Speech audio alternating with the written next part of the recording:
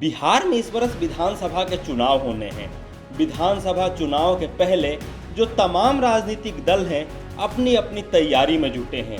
हर कोई ये चाह रहा है कि उसकी जो सियासी ज़मीन है वो चुनाव से पहले पूरी तरह से तैयार हो जाए। इसी क्रम में हर कोई अपने अपने हिसाब से जो बिहार की सियासत है उसको साधने में लगा है। इसी क्रम में हम देखते हैं कि जो लगातार कई नेता हैं वो बिहार का दौरा कर रहे हैं। जो AIMIM के प्रमुख हैं असदुद्दीन ओवैसी, वो 2 दिवसीय दौरे पर हैं, जिसमें वो सीमांचल, मिथिलांचल समेत कई जगहों पर जाएंगे और जनसभा को संबोधित करेंगे। साथ ही अपने वो कार्यकर्ताओं से भी मिलेंगे और जो चुनावी रणनीति है उसके लिए ताना बाना बुनेंगे और तमाम समीकरण साधने के लिए वो प्रयास करेंगे। तो ओवैसी का ये दौरा किस तरह से महत्वपूर्ण है हम बता रहे हैं आपको। नमस्कार, मैं हूं वेंकटेश और आप देख रहे हैं लाइव सिटीज़। चुनाव से पहले ओवैसी का ये दौरा काफ़ी महत्वपूर्ण माना जा रहा है। पिछले बार भी ओवैसी ने 18 जगहों पर अपने उम्मीदवार को उतारा था। हालांकि उसमें से 5 ही उम्मीदवार जीत पाए थे। बाकी के उम्मीदवारों को जो चुनावी राजनीति है उसमें मात मिली थी। लेकिन इस 5 उम्मीदवारों की जीत ने जो बिहार का समीकरण है उसे पूरी तरह से बदल दिया था। ये 5 उम्मीदवार सीमांचल के क्षेत्र से जीते थे। सीमांचल एक ऐसा क्षेत्र है जहां जो तमाम राजनीतिक दल हैं सबकी निगाह होती है।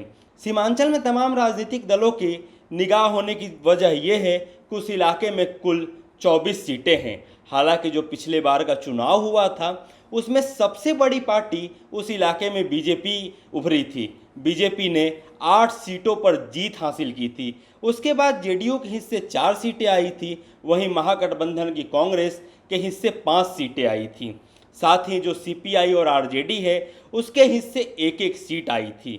AIMIM ने 5 सीटों पर अपनी जीत दर्ज की थी। लेकिन इन 5 सीटों में से जो 4 उम्मीदवार हैं वो समय के बाद RJD में शामिल हो गए और उस गठबंधन का हिस्सा हो गए, जिसके बाद AIMIM को बड़ा झटका लगा। हालांकि इस बार कहा यह भी जा रहा है कि 18 सीटों के बदले जो ओवैसी की पार्टी है वो 50 सीटों पर चुनाव लड़ी थी। जो पिछली बार का चुनावी समीकरण है वो क्या कहता है और वहाँ की जो आबादी है उसके पूरे के पूरे जो समीकरण है वो क्या है, हम आपको बता रहे हैं।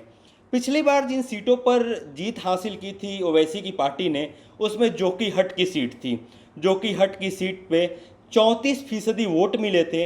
वहाँ बता दें कि 42% मत जो आबादी है वो मुस्लिम आबादी है। ये विधानसभा सीट अररिया जो ज़िला है उसके अंतर्गत आती है। साथ ही जो बहादुरगंज की सीट है वहाँ भी ओवैसी के उम्मीदवार ने जीत हासिल की थी। वहाँ पे सबसे ज़्यादा 51% वोट मिले थे।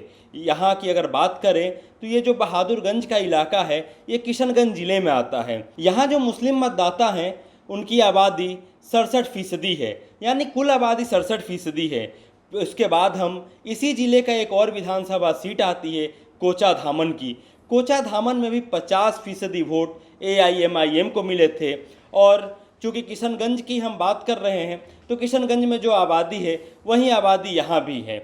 इसके अलावा जो बैसी है वहाँ 38% वोट मिले थे और अमौर में 52% वोट मिले थे। ये दोनों विधानसभा सीटें पूर्णिया के अंतर्गत आती हैं।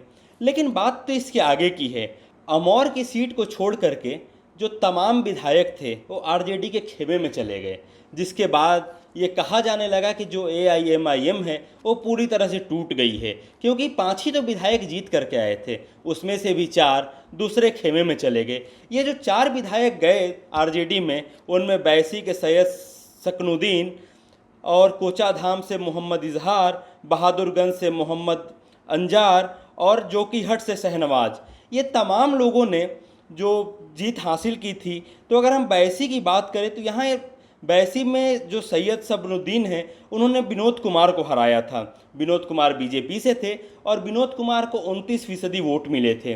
साथ ही जो मोहम्मद इजहार हैं उन्होंने भी जेडीयू के उम्मीदवार को हराया था। तो इस तरह से जो तमाम राजनीतिक खेमा है वो इस बार इस तरह से अपने ताने बाने को बुन रहा है कि जो पूरी की पूरी सियासत है उसमें जो वोट बैंक है वो अपने हिस्से आ सके।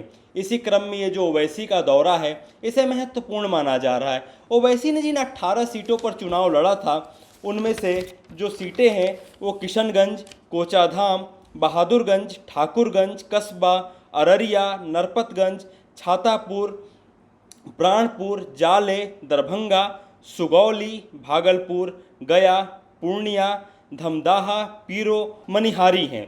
इन तमाम सीटों में से केवल 5 सीट पर ही जीत हासिल हुई थी। हालांकि इस बार वो ऐसा वादा जरूर कर रहे हैं कि 50 सीटों पर उनकी पार्टी चुनाव लड़ेगी। हालांकि ओवैसी ने खुले तौर पर ऐसा कहीं स्टेटमेंट नहीं दिया है कि वो 50 सीटों पर लड़ेंगे, लेकिन जिस तरह से वो सीमांचल के साथ साथ मिथिलांचल को भी साधने की कोशिश कर रहे हैं, तो ऐसा माना जा रहा है कि चुनाव से पहले कुछ वो बड़ा करने की तैयारी में है। हम आपको बता दें कि जो मिथिलांचल का इलाका है वहाँ टोटल 60 सीटें हैं।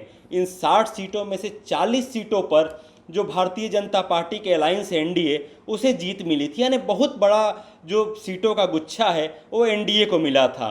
और वहाँ से जो कहते हैं कि जो पूरी की पूरी जो सियासी विसात है 2020 की, वो एक तरह से बदल गई थी, क्योंकि एक बड़ा सीट, एक जो बड़ा ओहरा है वो वहाँ से हासिल हो गया था। इसके अलावे जो ओवैसी हों सीमांचल के अलावे मिथिलांचल और फिर चंपारण भी जाएंगे। चंपारण में भी सबकी निगाह रहेगी कि वहाँ जाकर के वो क्या बोलते हैं और जो पूरी की पूरी जो सियासत है वो किस तरह से मथी जाती है। हालांकि उनका ये दौरा चुनाव से पहले काफ़ी महत्वपूर्ण माना जा रहा है। इस दौरे को लेकर के जो तमाम राजनीतिक दल हैं वो भी अलग अलग तरह से अपनी अपनी निगाह जमाए हुए हैं कि आखिर ओवैसी इन जिलों में पहुँच करके क्या क्या ऐलान करते हैं।